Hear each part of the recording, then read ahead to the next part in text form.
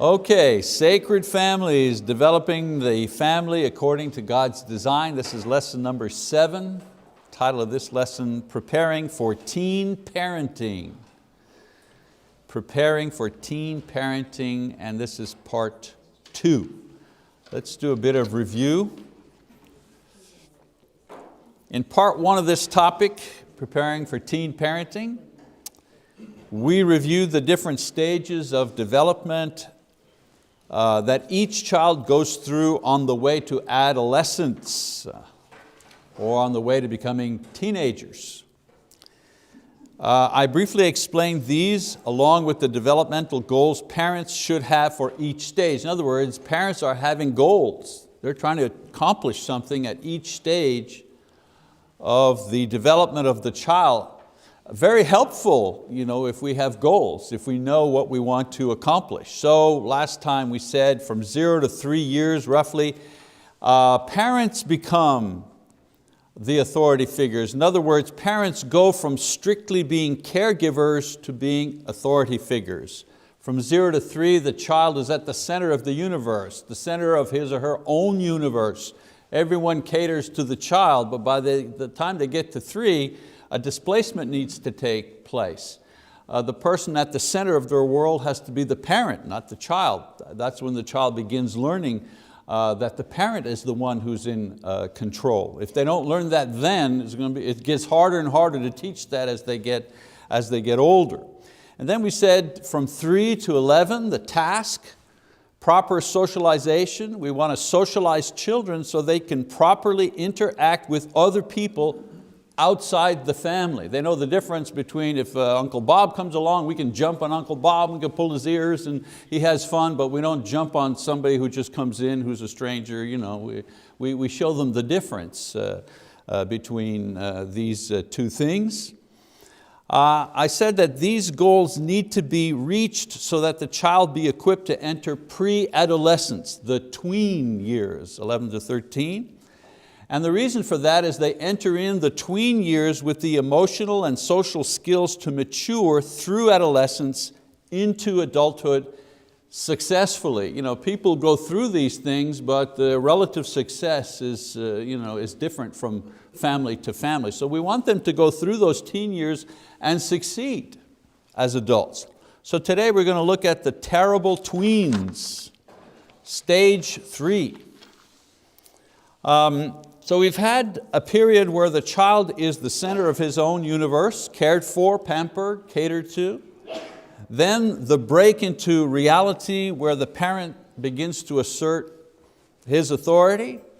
Next comes a long period of training and personal responsibility in order to properly socialize the child and instill our values and our spiritual life in that child. And I mentioned a couple of sub-goals there.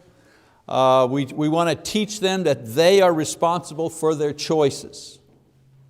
That 3 to 11. They're responsible for the choices that they make. They own them.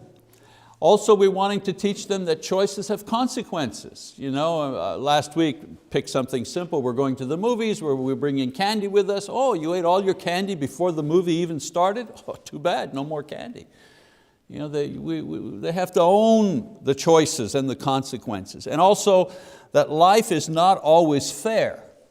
That's a little harder one to teach them. As Christian parents, we have an advantage there. But life isn't always fair. However, doing the right thing is the reward for doing the right thing. The fact that you've done the right thing is its own reward. Again, another subtle lesson. Especially in the environment that we live in today where, as I say, children get trophies just for being named Ralph or something. So we want to show them that life is not always fair. But then around 12 years of age, it dawns on this pre-adolescent that he will not be living with his parents forever.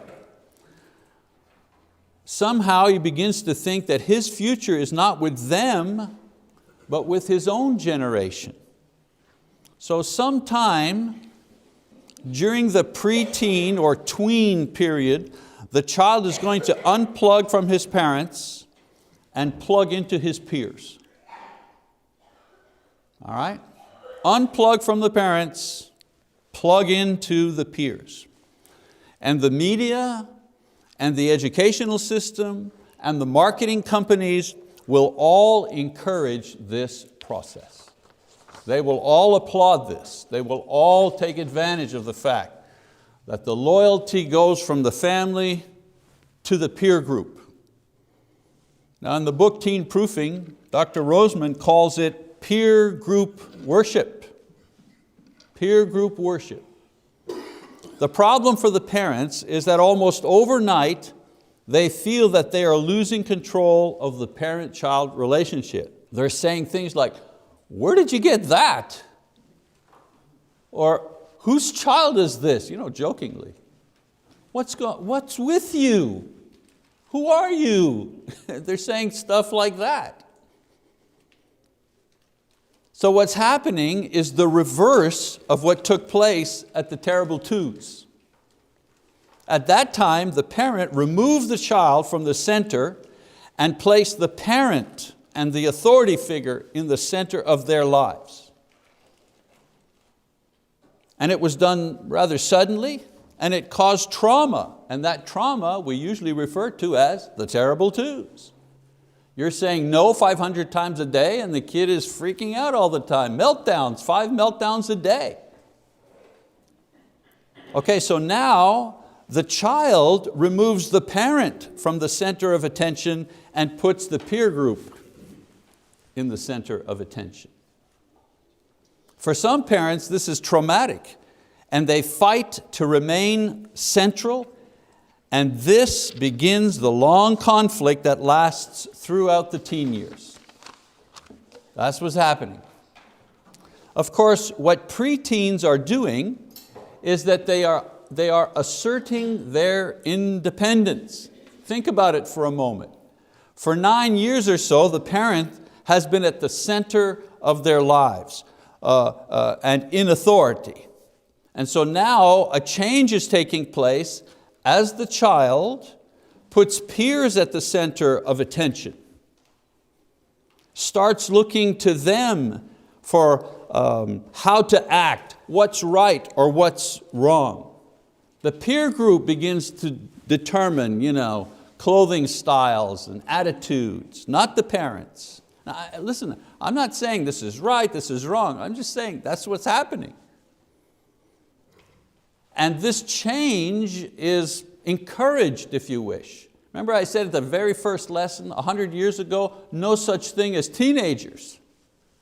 100 years ago, no such thing as marketing strictly to teenagers. Entertainment, entire channels on the TV, strictly for teenagers. Movies, just for teenagers. They didn't have that 100 years ago. Now, everything is to that group. Of course they're going to transfer their allegiance from their parents to this exciting peer group. This exciting peer group that is supported and flattered and aggrandized in movies. And so they begin acting like peer approval is more important than parental approval. I remember when I was going through that, in those days, I went to Catholic boys' school where you had to wear a shirt and tie and a jacket every day. And one day, I decided I was going to wear a blue shirt.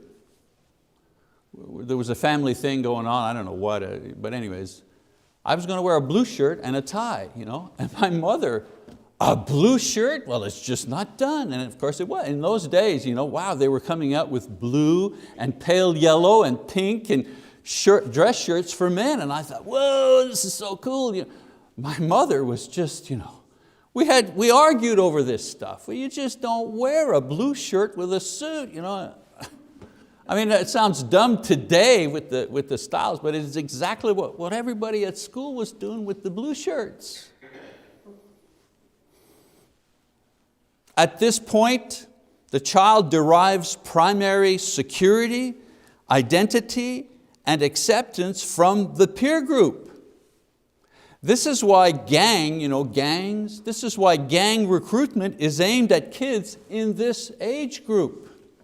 They go get them at that age, because at that age, they're unplugging from the parents and they're plugging into the peer group. And if the peer group is a gang, well, the gang tells them that they're okay, and the security, and you're cool and you're acceptable and all that kind of stuff. Now it's okay if the gang is the Boy Scouts or something like that, good values, but it's not okay if the gang steals, does drugs, and yeah.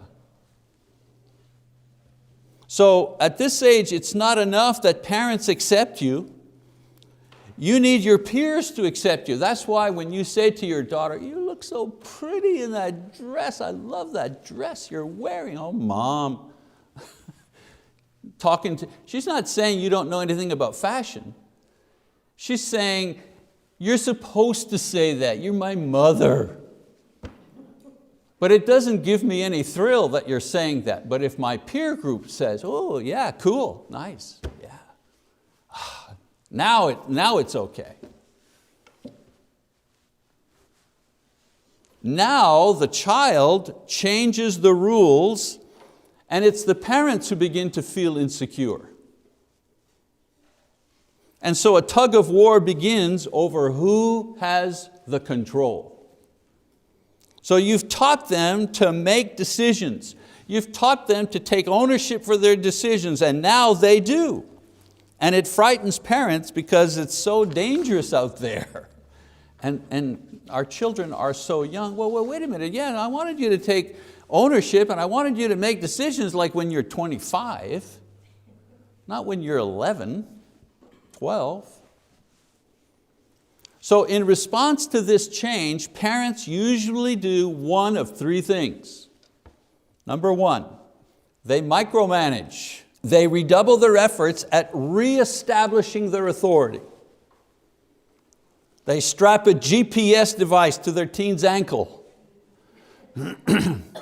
They snoop in their email or text or Snapchat or whatever they're doing. Or they want to account for every minute. What time did you go over to Joanne's? What time did you leave? How long did it take you to go over to Penny's? How long were you there? Oh, you stopped at the restaurant. Did you eat? I want an accounting, minute by minute. I want to know all the activities. I want to know all your friends. The thing is, micromanagers do not listen. They do not discuss, they do not debate, they make and enforce rules. That's what micromanagers do.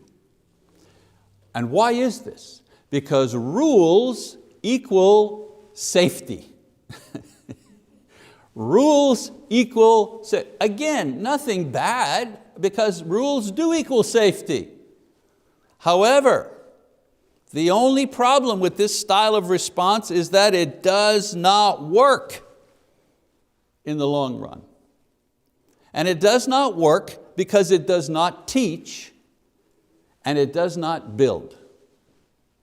It only creates conflict. The more you micromanage, the more conflict you will experience. What does Paul say? Fathers, do not provoke your children to anger by the way you treat them. Ephesians 6:4. It's nothing new. So when he says this here, exasperate, frustrate by the way you parent, so obeying you becomes difficult because you are either inconsistent or unreasonable or foolish.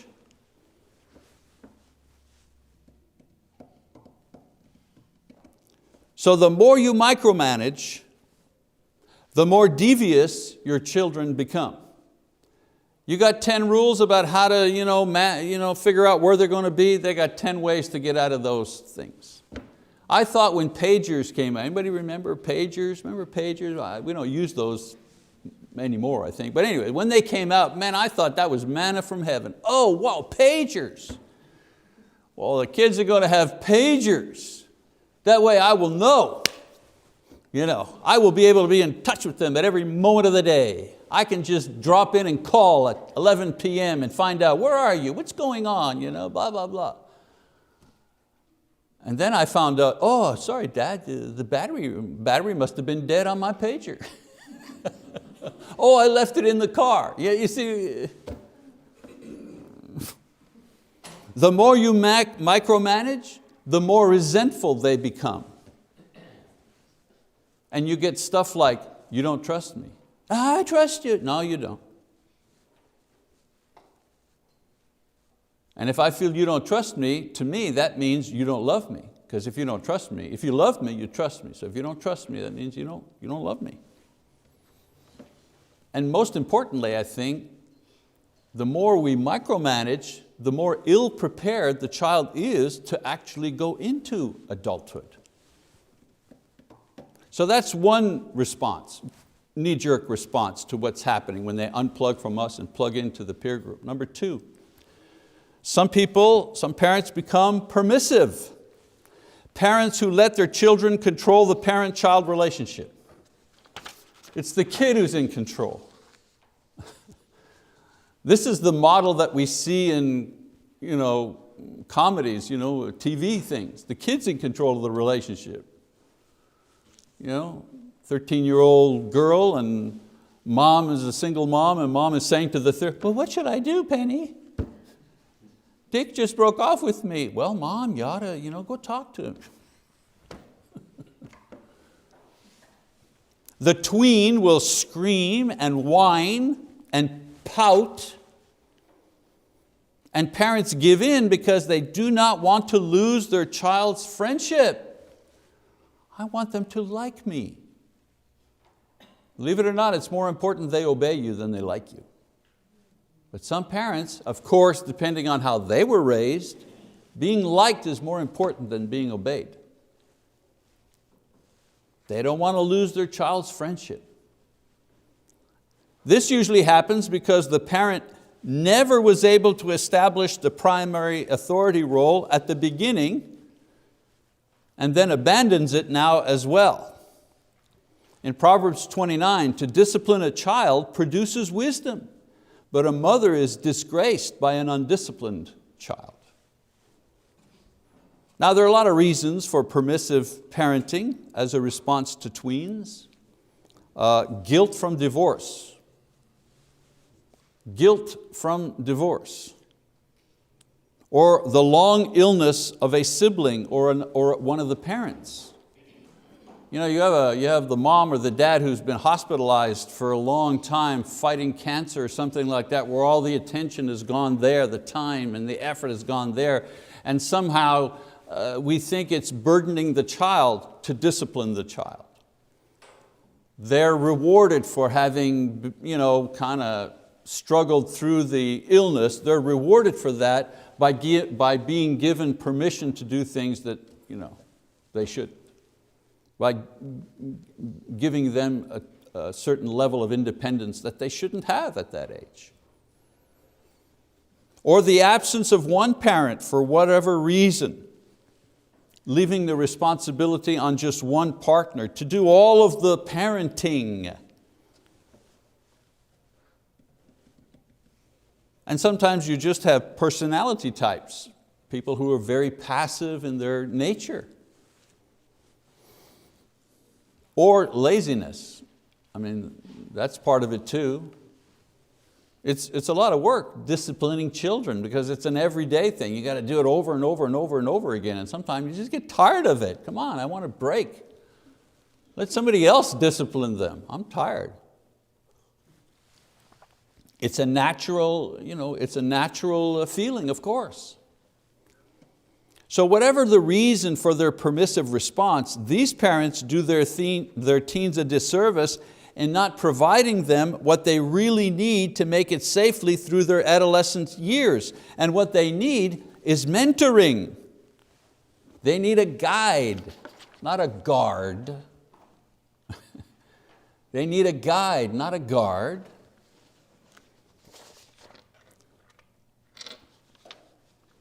And so the third way, there may be 5 ways, but I've picked these 3 because they're the most common. Mentoring.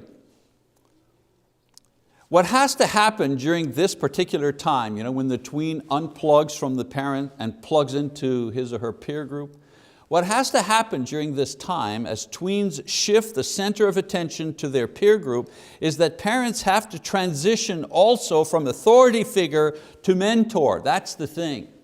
We've prepped them to change. We've prepped them, we want them to be independent. We want them to make decisions on their own. And when they begin doing that, we also have to change. We have to change from being the authority figure to being the mentor. There has to be a change in us as well. Definition of mentor, an experienced, trusted advisor. Now, it's not done overnight. You don't have a family meeting and just say, okay, from here on in, it doesn't work like that. But the exercise of shifting one to the other becomes the substance of your relationship with your teen.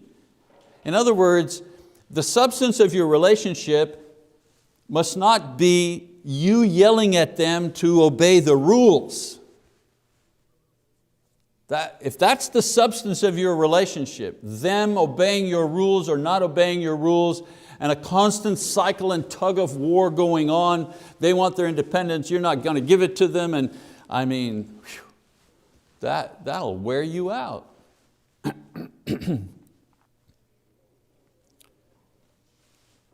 But if the substance of your relationship is you mentoring them, discussing, experimenting, talking through things, then that becomes much more rewarding for you as the parent and much more encouraging for them as the child. In other words, you're seeing and accepting that they are changing. And then they are seeing and accepting that you also are changing. So mentors realize that what they control is the parent-child relationship, not the child. And why? Why? Because you can't control the child. You can't do that. You can try, but as I told you, the more you try to control them, the more devious they become.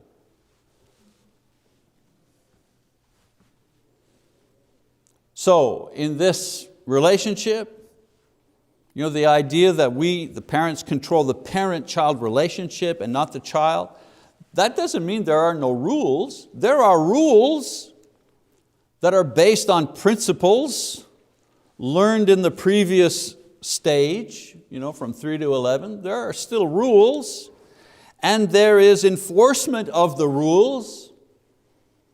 As far as curfew is concerned, what you can consume and what you cannot consume, where you can go, where you can, those things still there. But the relationship is not based on policing the rules. It's based on developing a new kind of relationship, teacher-student relationship. So a mentor parent controls the relationship in that he or she controls the consequences of the choices that are made, but does not always control the choices. Easy to say, easy to hear, not so easy to do. Adam and Eve, God allowed them to exercise free will, knowing and controlling the consequences. They knew the rules, they knew the consequences, He let them make the choice. I give an example from our own family. So I'm a neat person. I like neatness, I like order, just the way that I am. So we had 4 teenagers at the same time. They each had their room. Whew. I go by on a Tuesday and dishes from the previous Friday would be on the floor and clothes everywhere, and homework books, it was a mess. And for a time, my parenting was all about pick up your stuff, hey, even I would go in and straighten out, because that was me. Finally, okay, that's not going to work. It's going to be a long life if I do that. So we had a meeting. And the meeting said, okay, it's going to be the Mazzalongo cleanup day. Every Saturday at noon, Mazzalongo, me, will go into your rooms and I will do inspection. No dirty dishes, no clothes on the floor, things, beds made, blah, blah, blah. Yeah. And if that works, if that's okay, the weekend is yours, my friend. But if you fail inspection, then don't think about going to Susie's tonight or whatever. So the choice was, it's your room. You live in it the way you want for 6.5 days. Just do what you want. I mean, it drove me crazy anyways, but it was their choice. They got to choose how their room was going to be because it was their room. It wasn't their house. They couldn't leave dirty dishes and junk in the living room, okay. But it was their room. How they chose to leave it was their business until a particular time. So there were still rules, but they had some skin in the game. So I hated the mess all week, but I was willing to live by their choice. And today, if you go to their houses, they're still a mess. No, I'm just kidding. No, they're not. So, mentor parents are in the process of transferring the responsibility for their teen's life over to the teen. And the teen knows this.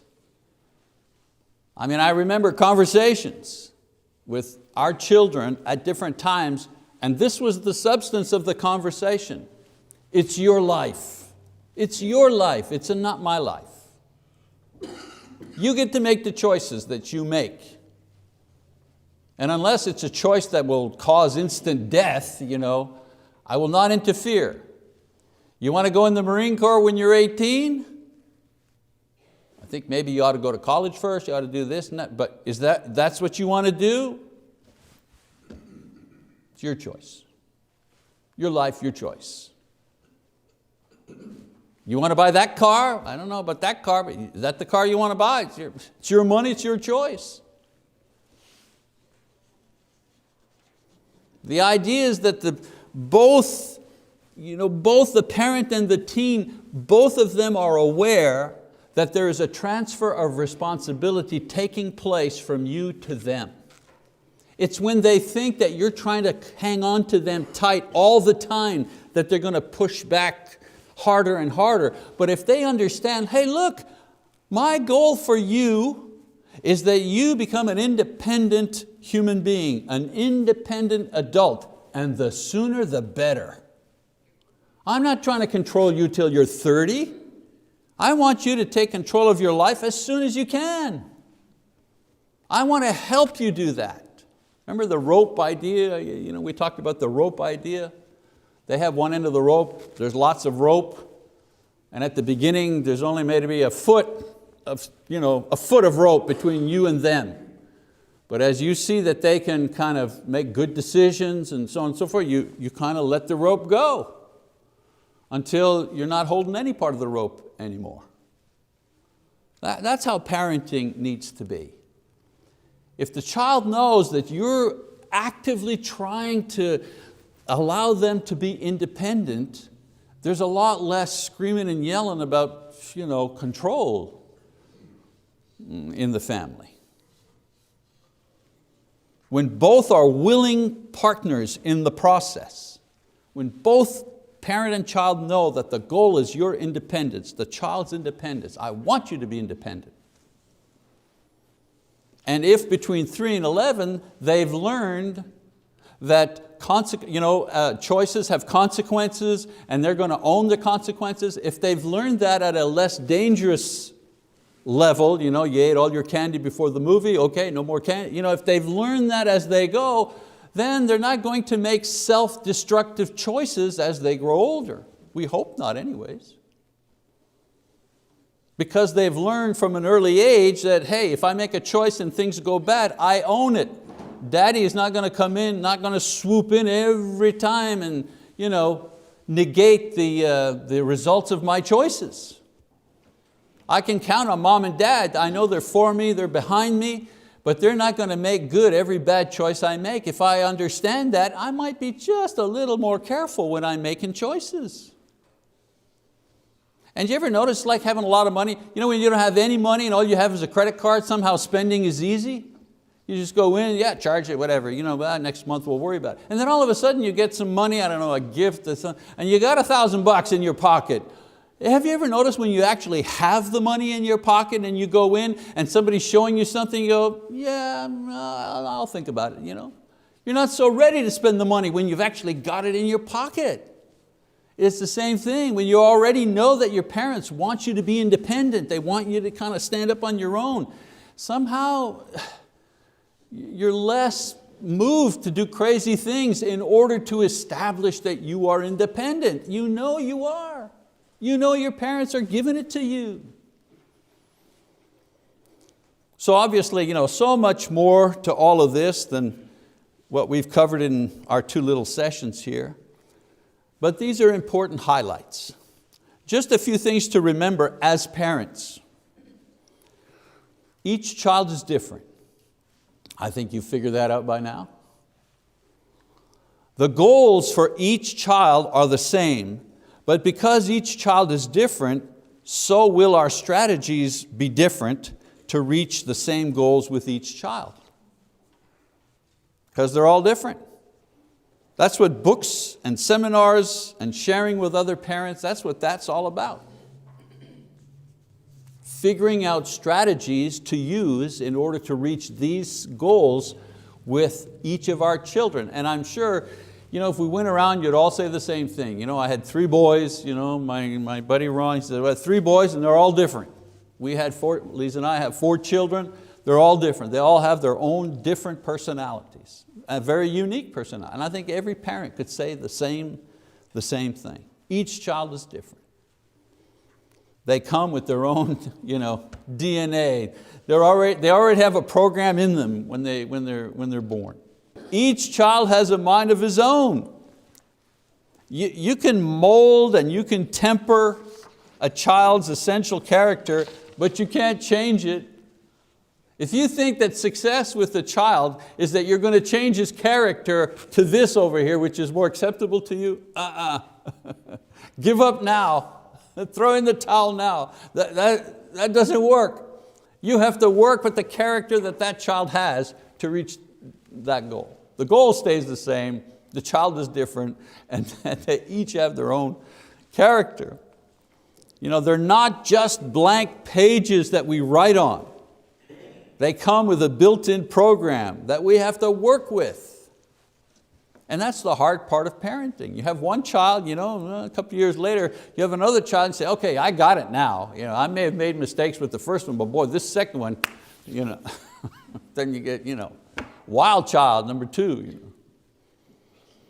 And then the greatest comfort for me, parents cannot produce sinless children. You are not the only force and influence in your child's life. You can't be. Accept it now. They will sin to a greater or lesser degree. Romans 3:23, all have sinned and fallen short of the glory of God. That goes for your children too. They're sinners. Your job is to help them know how to deal with the sin in their lives. That's your job. The point here, if God Himself did not have children who did not sin, why should you think you can do better? What a burden, what a burden. Parents say, I want better for my child. And it doesn't matter how successful you are now, you still want better for your child. Every parent is like that. And I think that's a legitimate thing. If I went to college, well, maybe I want my child to go to college too, but to get beyond what I did. If I succeeded in business, I want my child, whatever they're in, I want them to have a greater success. We're not jealous of our children's success. We want them to succeed way beyond whatever we managed to do. And that's a legitimate thing.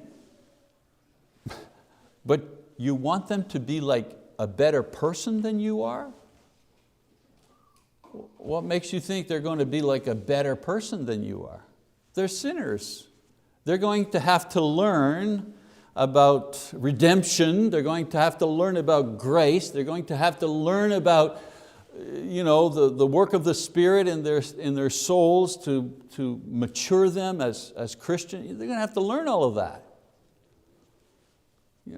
Why do we think they're going to be just better than we are all of a sudden, just because we raised them?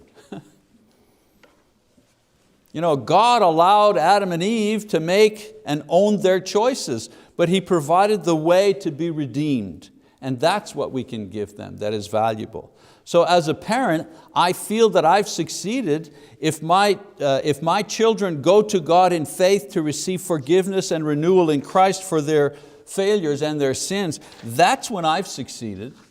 Not if they never make a mistake, but if they know what to do when they make a mistake, physically, obviously, and spiritually as well. So preparing for teen parenting is a long process. The more you invest at an early age, the more you will benefit when they become teens.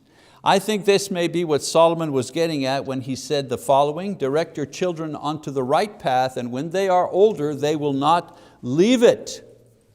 This is not a guarantee that they will choose the right path. Some parents, Christian parents, saying, I don't understand. I sent them to Christian school. They went to camp every summer and blah, blah, blah. And they came to church on Sunday morning, Sunday night, Wednesday, we were always in church. Blah, blah, blah. And they're not living like they were raised. How come? Solomon says, if you direct your child onto... Is that scripture not true? Well, the scripture here is not saying that if you raise them as a good Christian parent should, that they're going to follow the right path. What he's saying is if you show them the right path and then they choose to go the right way, they will know the way to go. If your child is a prodigal son or daughter, what this scripture is saying is, if you taught that prodigal where the right path is, when they decide to come back to the right way, they will know which one it is. And they will follow it. The problem in our world is no one's teaching their children the path of Christ. Well, no one, but you know what I'm saying. We're living in a secular society. So when those prodigal sons and daughters want to go the right way, they don't know where to go. The best they can do, 12-step program, or I'm seeing a psychologist. I'm seeing a shrink. That's the best they can do. So Solomon says, you give them the right path. And if they're on it and stay on it, great. If they lose their way, they will know where to go back when they decide to go back. All right. Next time we're going to talk about role reversal. The reversal of roles between parents and children. All right, that's it for today. Thank you for your attention.